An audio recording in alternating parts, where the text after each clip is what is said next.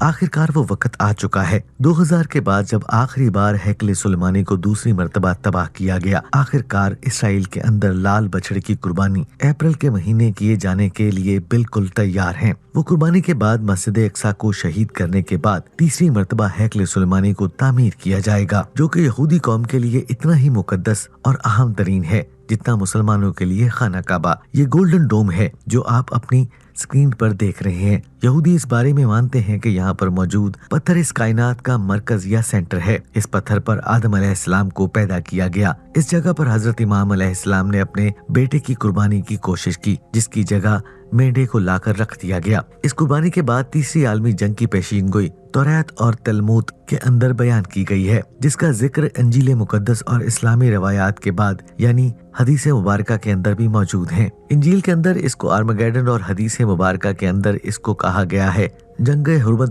ستمبر 2023 میں یعنی آج سے 6 مہینے پہلے سوشل میڈیا میں یہ بتایا جا رہا تھا کہ اسرائیل کے اندر 2000 سال کے بعد 5 لال بچڑوں کو امریکی ریاست ٹیکساس سے $5 لاکھ دے کر اسرائیل میں منگوا لیا گیا ہے، جہاں پر انتہائی احتیاط کے ساتھ ان کی نگرانی کی جا رہی ہے، اور انہیں مسجد اقصی کے بالکل سامنے موجود پہاڑ ماؤنٹ الف پر مسجد کے سامنے قربان کیے جانا ہے۔ اس قربانی کے فوری بعد یہودی قوم اپنے خانہ کعبہ یا پھر ہیکل سلیمانی کی تیسری مرتبہ تعمیر کو شروع کر دیں گے، اور یہ کہ اس قربانی کے اندر 1 سال سے بھی کم وقت باقی ہے۔ اور اسی طرح بہت ساری سوشل میڈیا پر موجود ویڈیوز میں یہ بات بتا دی گئی تھی کہ اس ٹائم تک اسرائیل نے غزہ پر حملہ نہیں کیا تھا، کیونکہ وہ اکتوبر 2023 کے اندر کیا گیا تھا، اور اس طرح کی بہت ساری ویڈیوز سوشل میڈیا پر وائرل تھیں۔ ستمبر سے تقریباً 1 مہینے پہلے اس ویڈیو کے ذریعے لوگوں کے لیے سمجھانا مشکل تھا کہ اتنا جلدی آخر یہ سب کچھ کیسے ممکن ہو گیا۔ اسرائیل حماس یا فلسطین کی موجودگی اور مزاحمت کو کیسے روک پائے گا، مسلم دنیا کا پریشر کیسے برداشت کرے گا، لیکن آپ دیکھیں کہ اس نے یہ سب کچھ برداشت کر کے دکھا دیا۔ اس وقت غزہ کے 5000 حصوں میں الرافع کے اندر مظلوم فلسطینی پناہ لیے ہوئے ہیں، لیکن اسرائیل پر بھی مسلسل فضائی ایئر سٹرائکس کیا جا رہا ہے۔ 18 لاکھ لوگوں میں سے 15 لاکھ لوگ ایک ایئرپورٹ جیسی تنگ جگہ کے اندر قیدیوں کی طرح زندگی گزارنے پر مجبور ہیں۔ یہاں پر بنیادی انسانی ضرورتیں، کھانا پینا، میڈیکل تک کی سہولت موجود نہیں۔ امریکہ نے اسرائیل کو وارن کیا ہے کہ جیسے وہ پہلے غزہ پر حملے کے اندر اسرائیل کی مالی اور اسلحے کے ذریعے مدد کر رہا تھا، الرافع پر حملے کے لیے بالکل نہیں کرے گا، کیونکہ اب فلسطین کے پاس کہیں اور جانے کا راستہ نہیں ہے۔ وہ بند گلی کے اندر پھنس چکے ہیں۔ ایک طرف مصر اپنا بارڈر نہیں کھول رہا تو دوسری طرف سمندر ہے، تو باقی دونوں طرف اسرائیلی فوجیں ان کو گھیرے ہوئے ہیں۔ لہٰذا اب کے بار الرافع پر حملہ دراصل فلسطینیوں کی نسل کشی ہوگی، نہ کہ جنگ۔ لیکن اسرائیل نے واضح طور پر کہہ دیا ہے کہ وہ چاہتے ہیں امریکہ اس حملے کے اندر اس کی مدد کرے یا نہ کرے، لیکن پھر بھی وہ رافع کو مکمل طور پر تباہ کر کے فلسطینیوں کا وجود ہی اس سرزمین سے ہمیشہ کے لیے مٹا دیں گے، ورنہ یہ لوگ اپنی جان بچا کر خود ہی یہاں سے بھاگ جائیں۔ اب آپ لوگ خود ہی سمجھ سکتے ہیں کہ اسرائیل ایسا کیوں کر رہا ہے۔ ظاہر بات ہے کہ 3rd ٹیمپل کی تیاری کے لیے وہ نہیں چاہتے کہ اس دوران کسی بھی طرح سے غزہ سے ان کو مزاحمت کا سامنا کرنا پڑے، لہٰذا ان کا پتہ ہی صاف ہمیشہ کے لیے کرنا چاہتے ہیں۔ دوستو، دوسری طرف امت مسلمہ کے نفس کو بھی دیکھا جا چکا ہے۔ ان جیسے بے حس بغیرت حکمران موجود ہوں تو اس سے زیادہ سوچنے کی ضرورت ہی نہیں، جنہوں نے اپنے مسلمان بھائیوں، عورتوں، بچوں کو اسرائیلی فوجوں کے رحم و کرم پر چھوڑ دیا ہے، یہاں تک کہ خود سعودی عربیہ، یمن، حوثی باغیوں کی طرف سے اسرائیل کے شپس کے لیے سوئس کنال کا راستہ بند کرنے کے بعد سے اسرائیلی آرمی کو یہ آئل اردن کے راستے یعنی بائی روڈ یہ تیل بھیجوا رہے ہیں،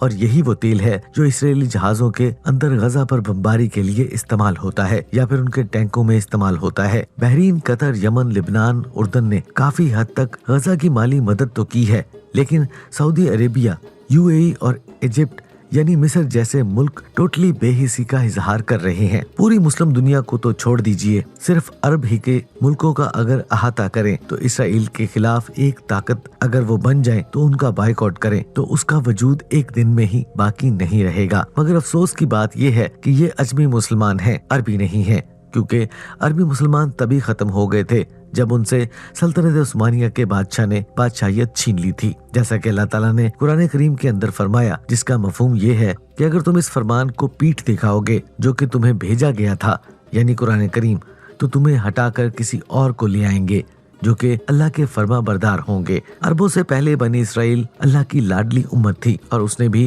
अल्लाह ताला के पैगाम को जब पीठ दिखाई तो उसकी जगह अरब को दुनिया की खिलाफत सौंप दी गई थी।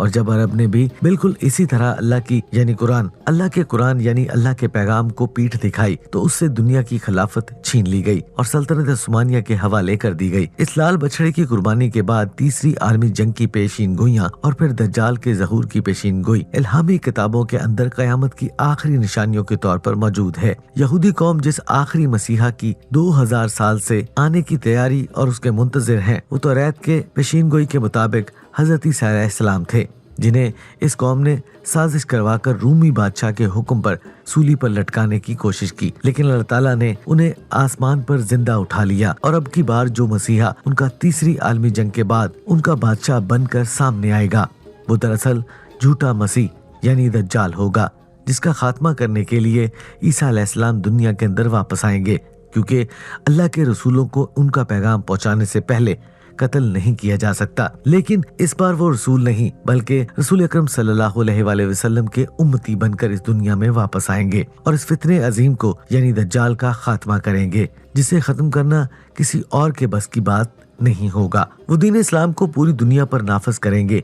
हजरत ईसा अलैहिस्सलाम उस वक्त दमिश्क की एक जामिया मस्जिद पर आसमान से फरिश्तों के कंधों पर हाथ रखकर तशरीफ लाएंगे, जब इमाम मेहदी अलैहिस्सलाम और उनकी फौज को दज्जाल और उनकी फौज ने दमिश्क के ही किसी मुकाम पर किसी जगह पर घेर लिया होगा। हदीस मुबारका के मुताबिक इमाम मेहदी अलैहिस्सलाम का साथ देने के लिए या फिर उनकी फौज के अंदर जो काले झंडों की जमातें शामिल होंगी, वो अरब के मशरक यानी आज के हिंदुस्तान, पाकिस्तान, ईरान और अफगानिस्तान की तरफ से आएंगे, जिन्हें उस वक्त खुरासान कहा जाता था। अल्लाह के रसूल ने फरमाया, इन फौजों का रुख कोई फेर नहीं सकेगा और इनको कोई नहीं रोक सकेगा, यहाँ तक कि वो एलिया यानी यरूशलेम के अंदर जाकर मौजूदा इसराइल में जाकर इमाम मेहदी से मुलाकात करेंगे और उनकी फौज में शामिल होकर इमाम मेहदी अलैहिस्सलाम की खिलाफत को कायम करेंगे। अब इस पेशीनगोई के मुताबिक यहाँ पर ये बात समझना इंतहाई जरूरी है कि यकीनन उस वक्त खुरासान के अंदर खिलाफत का निजाम कायम हो चुका होगा, तभी तो वो फौजें इमाम मेहदी अलैहिस्सलाम का साथ देने के लिए या फिर उनकी मदद करने के लिए पहुंचेंगी। अल्लाह के रसूल ने फरमाया कि अगर तुम्हें घुटनों के बल घिसट कर भी जाना पड़े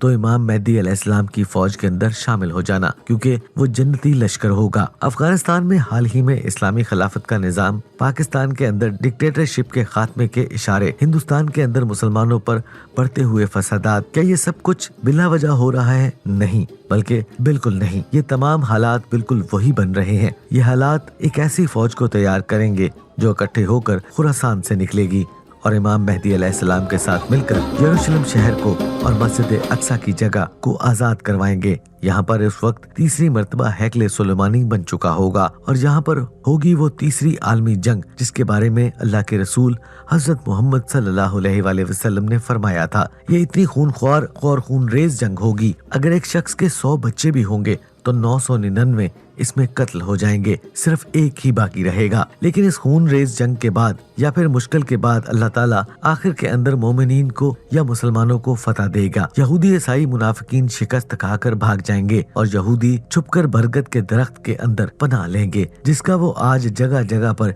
इसराइल या यरूशलेम के अंदर पूरा बाग लगा चुके हैं। इस तीसरी आलमी जंग की फतह के बाद और दज्जाल के कत्ल के बाद ईसा अलैहिस्सलाम पूरी दुनिया पर एक ही हुकूमत को नाफिज करेंगे। इस वक्त पूरी दुनिया के अंदर सिर्फ एक ही दीन होगा, यानी दीन इस्लाम, और इसके बाद कयामत का आगाज होगा। अब आप खुद अंदाजा लगा सकेंगे कि हम एंड ऑफ टाइम से कयामत के कितने करीब पहुंच चुके हैं। ये फिक्र की बात नहीं बल्कि खुशी की खबर है, क्योंकि हमने अपनी जिंदगी के अंदर इन पेशीन गोइयों को पूरा होते हुए अपनी आंखों से देख लिया होगा। हमारे पास सोचने के लिए अभी भी वक्त है कि हम अपनी आखिरत की तैयारी करें, अल्लाह ताला को राजी करें, और इस जंग के बाद एक लंबा अमन मान का दौर भी आने वाला है। हम इंसान चाहें या न चाहें, हमें मौत तो वैसे भी आनी है, तो क्यों ना इन खुश नसीबों के अंदर शामिल होकर हमेशा के लिए जन्नत का सौदा करें, जो कि इमाम मेहदी अलैहिस्सलाम के साथ और रसूल अकरम सल्लल्लाहु अलैहि वसल्लम के फरमान के मुताबिक जन्नती ग्रोह के अंदर शामिल होंगे, जिन्हें आपने खुद जन्नत की बशारत दी है। अल्लाह ताला हमें समझने की और नेक अमल करने की तौफीक अता फरमाए, आमीन या रब्बुल आलमीन। बस दोस्तों, आज की इस वीडियो के बारे में नीचे कमेंट बॉक्स में अपनी राय का इजहार जरूर कीजिएगा। इंशाल्लाह अगली वीडियो में दोबारा से मुलाकात होगी, तब तक के लिए अल्लाह ने के मान।